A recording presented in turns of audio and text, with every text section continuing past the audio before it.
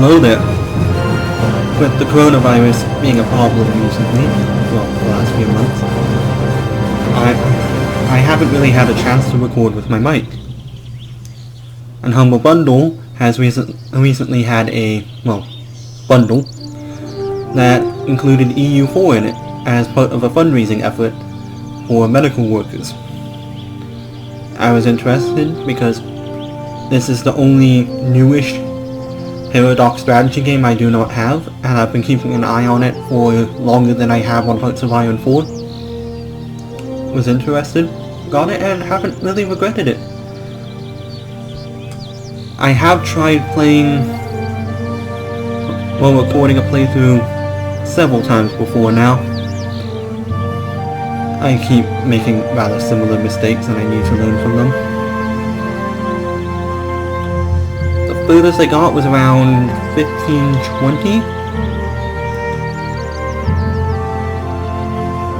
Back on topic anyway. The reason I haven't really been able to record with my mic is everyone's home. And I don't really feel like you would enjoy listening to an oxygen diffuser in the background, my dog barking, people yelling at each other to do chores, and the occasional sounds of Mario Kart or music from downstairs.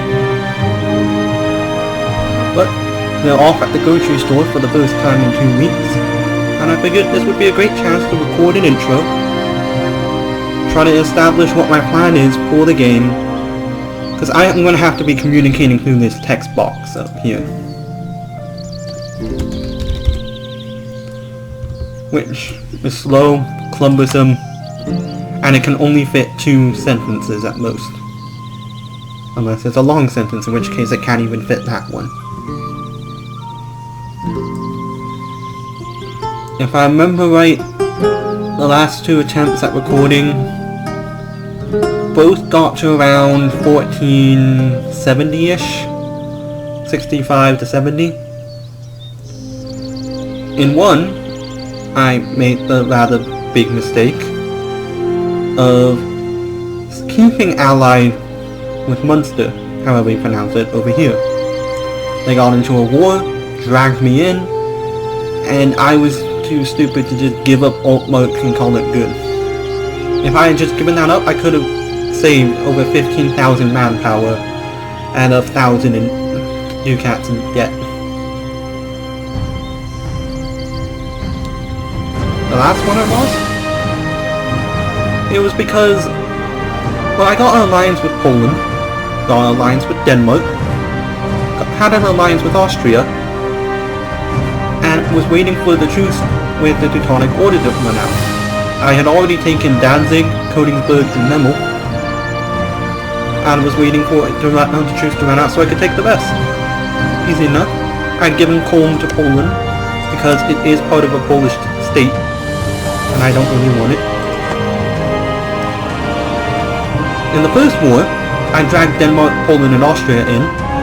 They had Bohemia, Limburg, and Hungary on their side. They got demolished. I got over 700 in reparations, and that's after repaying over 200 in debt from funding troops and just trying to recruit. But it was going really well. But in the peace treaty, I forgot to have Bohemia annul their treaties, and the Livonian Order did not join because they were already being invaded by Novgorod. Well, the time comes for the next war, and things start falling apart then. Denmark declares war on the Livonian Order before my truce runs out with the Teutonic Order. I don't want to wait another 15 years to be able to fight them again. So I say no, I do not join the battle. I was planning on betraying Denmark anyway and stealing Western Iceland. But then, once Russia's gone, once Denmark is gone, instead of a minus 30 to alliance with Moscow, it was a plus 20. They were rivals with both Denmark and Poland. And with me no longer allied with Denmark, they joined. And within 3 months, they invaded the Livonian Order as well, and I just went, no, I'm not joining. Then I realized Poland is allied this little country down here, and they have declared war on Hungary in order to take this land here. Everything but this little bit right here has been taken. 3/4 of this kingdom has been taken by Hungary. The war has been going for 3 years now, and Poland's not even started besieging their last castle up here, which is a pain to take.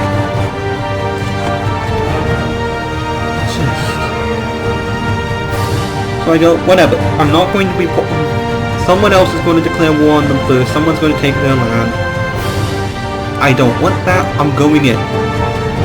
Austria, because I had -2 diplomatic relations from refusing the call to arms, had a -1 to joining me in the war. I went, oh well, my army outnumbers the Teutonic Orders and Bohemia's combined. No problem. And they're allied with Livonia, but Livonia is at war with both Denmark and Russia. No problem. Apparently, Bohemia had military tech 6. Which meant they could beat me with 3-to-1 odds against them. When I had a better general. And the terrain advantage. So that was a fabulously expensive defeat.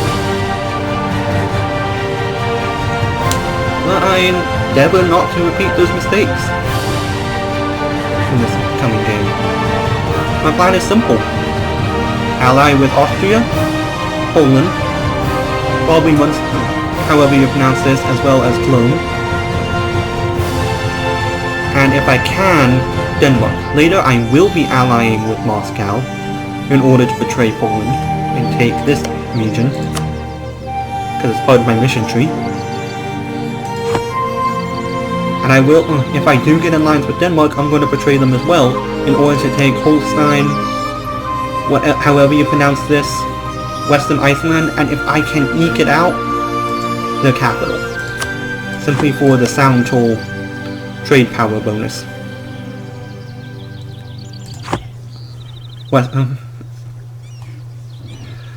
I'm kind of sad that the game's not as organic as it could be. Well, it's not going to be as organic because I've already discovered stuff. For instance, I was playing around with the map modes last game. Not this one, trade value, and I noticed that Sweden is green in a sea of red. I looked at it, and I discovered what someone had meant about this being the source of Sweden's power historically.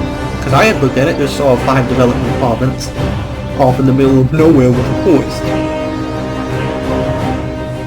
But, instead, what I didn't notice was this little bonus here. Which is impressive. That's a nice thing to find. Later on when I was playing, I was exploring Greenland. I was just intending to colonize, get a foothold in West Iceland, colonize Greenland, and sell Iceland back. But while I was exploring, I had just got to the northwest corner of Iceland, and from there you could see Canada. Canada shared that little coast tile, so I accidentally found the new world, organically, without me outright knowing where it is already. I mean, I know where America is. I thought Greenland was like here, but it's over here. I thought America was closer to over here. It's just those kind of organic events that make the games infinitely better. And I'm sad that I'm going to be missing them. This game is still amazingly enjoyable. After I finish taking Pomerania and the Teutonic Order and betraying everyone, I am planning on taking Lüneburg, and however you pronounce this place, so that I border both Hamburg and Lübeck, and I'm going to be taking those as some of the most profitable cities in northern Germany. They have a significant amount of trade influence, even despite their size. Far more than I do usually. Usually mine's only like 5%. But I hope that this intro gives enough information to you about what kind of problems I have while playing. what I need to improve on, as well as simply what my plans are. I am gonna have... Oh, a second thing I forgot to do when we took over Bohemia in the last game with Poland, Denmark, and Austria joining in. I forgot to free Silesia from Bohemian control. That was a mistake. That was definitely a mistake. Can we improve relations, actually? We can. I can see on keeping them from allying with Bohemia again. Anyway, that's it. That's all I really have to say here.